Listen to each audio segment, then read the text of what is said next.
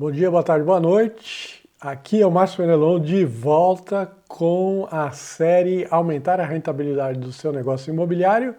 E hoje o assunto é comprar bem. Estou parecendo aqui aqueles coaches quânticos, né? Dizendo que uma forma de você aumentar a sua rentabilidade é comprar bem. Ah, não diga, é gênio da raça, né? Grande novidade. Afinal de contas, todo mundo acha que está sempre comprando bem, ou não é? Ou não você chega um dia lá e fala, hoje eu vou comprar mal. Não, todo mundo acha que está comprando sempre bem. Então vamos começar com o que não é comprar bem. E aqui eu vou começar já deixando muita gente brava.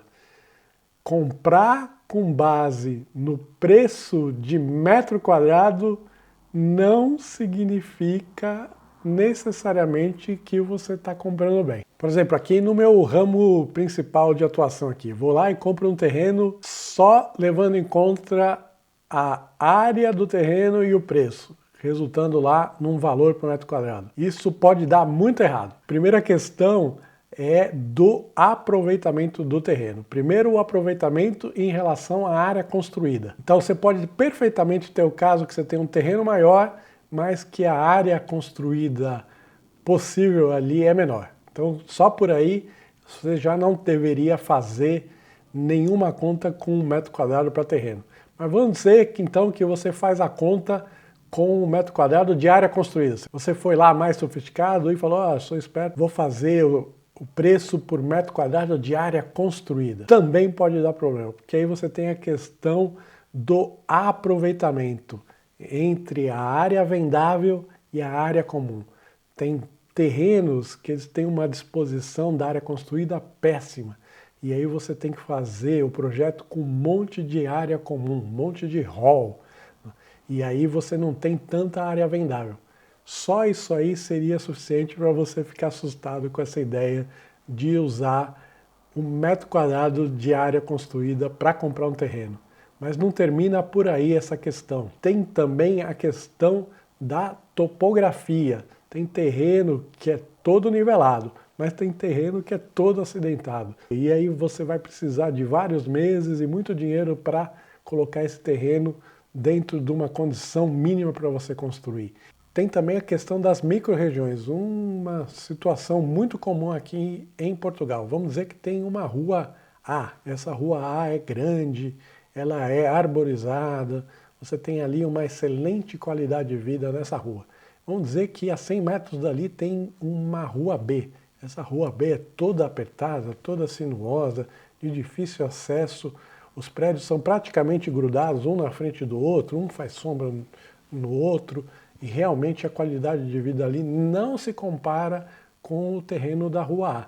Isso faz com que não seja absolutamente comparável o preço de A com o preço de B. Então, definitivamente, não levar em conta as micro-regiões não é comprar bem.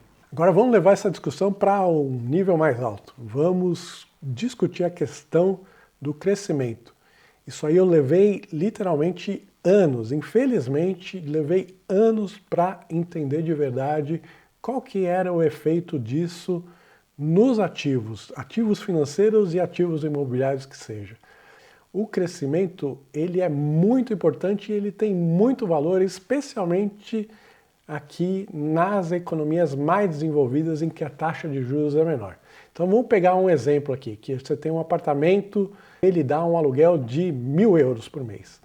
Esse apartamento com crescimento zero, ele vai valer aí para você e você vai provavelmente comprar por 250 mil euros. Ele vai ter lá o seu yield de 5%, que é isso, mais ou menos, o valor que você compra um apartamento pronto.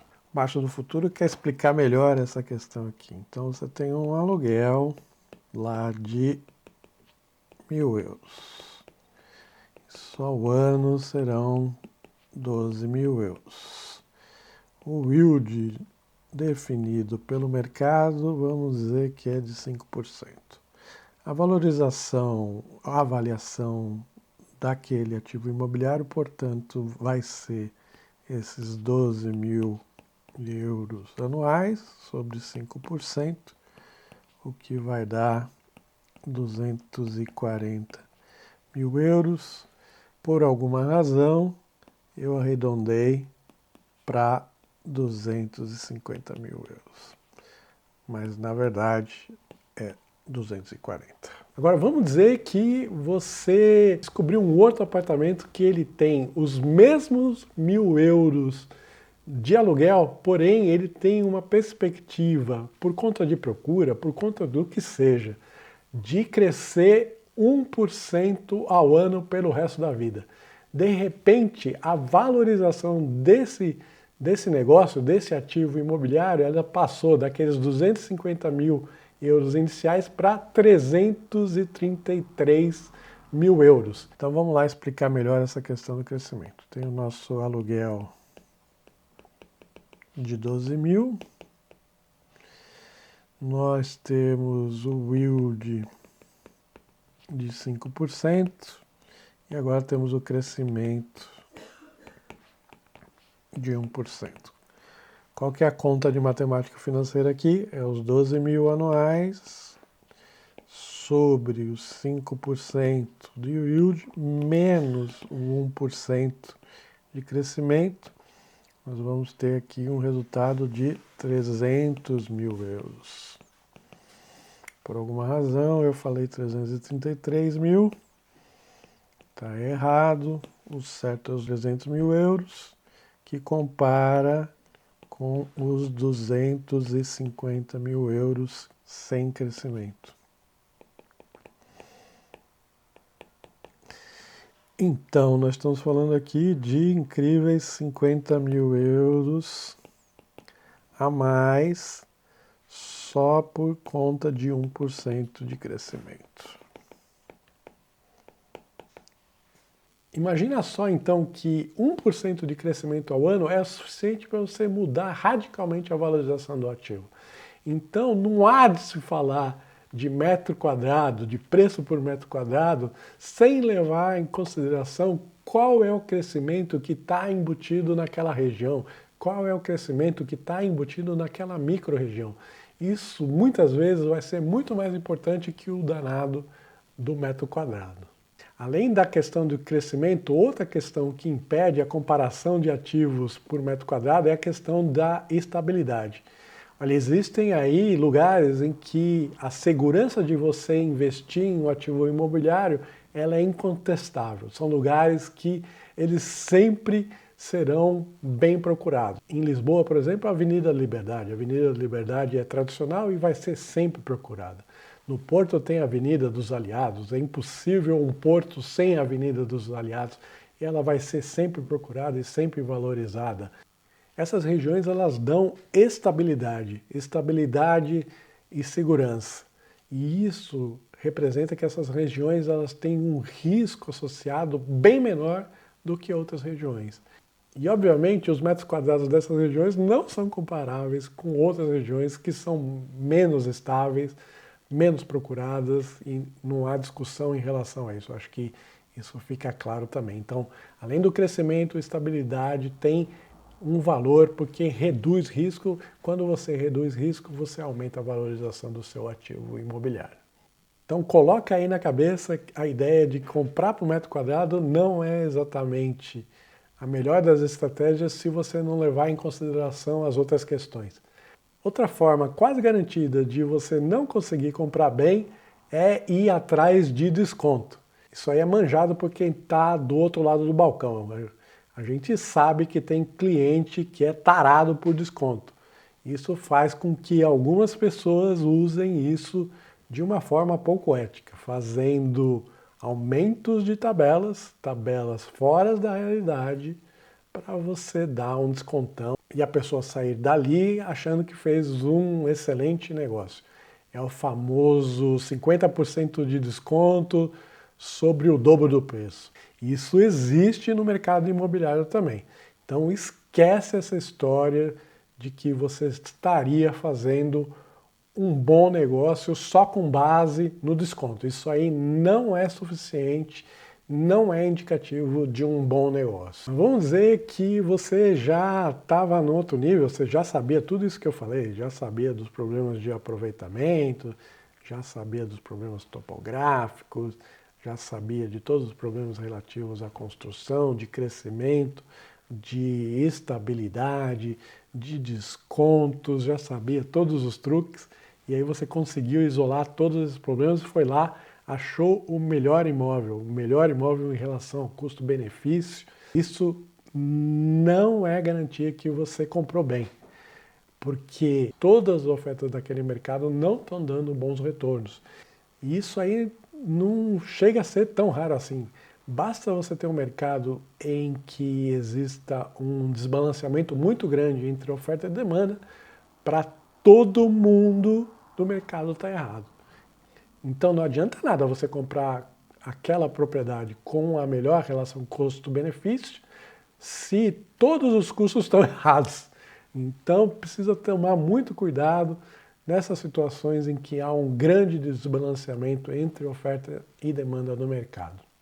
Uma outra atitude que me deixa especialmente irritado e que quase com certeza não vai deixar você comprar bem é a atitude de vou comprar para usar de vez em quando. Você pode ter uma preferência que não está exatamente alinhada àquele mercado que você quer atingir. E aí, por exemplo, você gosta de quartos pequenos, ou quartos grandes, ou uma sala gigante, o que seja. Enquanto você não tem em mente o teu público-alvo, o público que vai usar aquele ativo imobiliário, e você deixa as suas preferências pessoais interferir, você já não tem mais um puro sangue, você já não tem um melhor desempenho. Então, vou comprar para usar de vez em quando, não é investir.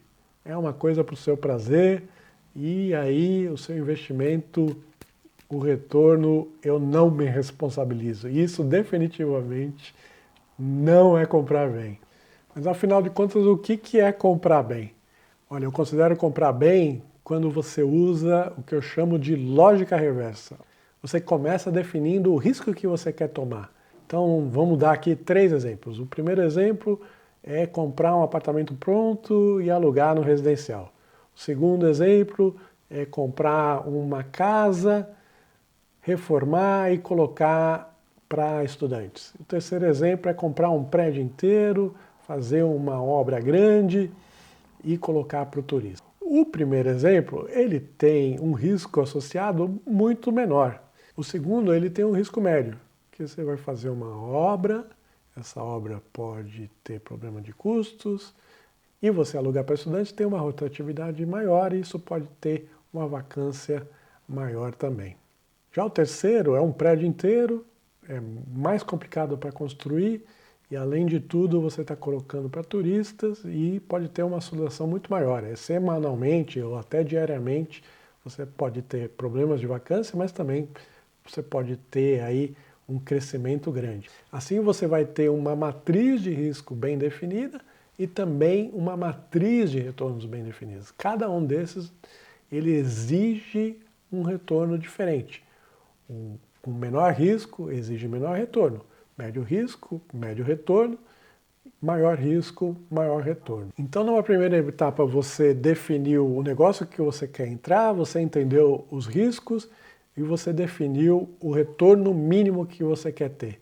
E até você colocou uma folguinha aí, porque é sempre recomendável.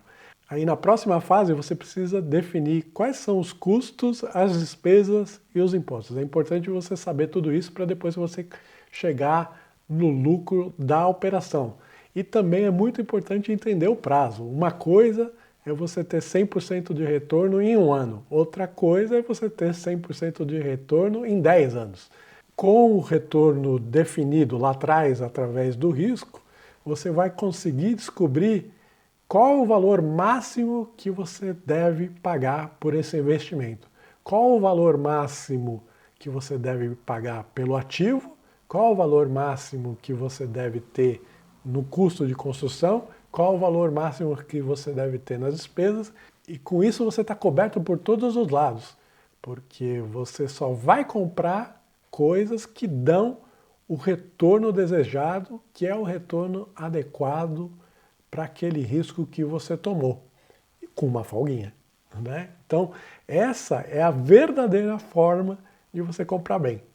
Então, por definição, comprar bem é comprar um ativo imobiliário pelo preço certo que vai te dar o retorno certo para aquele risco que você tem. É comprar ativos imobiliários cujo retorno é adequado ao risco tomado. Essa lógica de trás para frente é o arroz e feijão, é básica. Eu reconheço, porém, que ela é bem trabalhosa, mas tem que ser feito, não tem jeito. Essa é a única forma de você isolar todas as variáveis que eu mencionei anteriormente.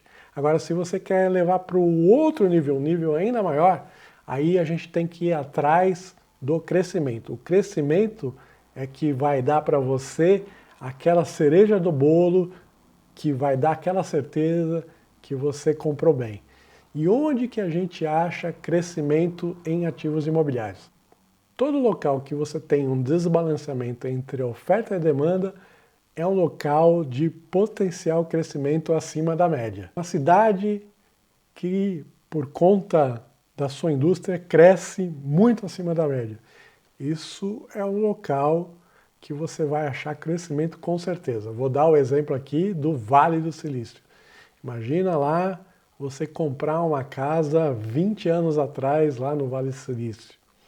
Essa casa está valendo hoje 20, 30, 40 vezes o que você comprou lá atrás. Outra forma de você farejar crescimento em ativos imobiliários é através da demografia. Então vamos dizer que é um local que por alguma razão tem muito casamento e não se consegue construir, tem alguma restrição de espaço, tem alguma dificuldade de construção, enfim.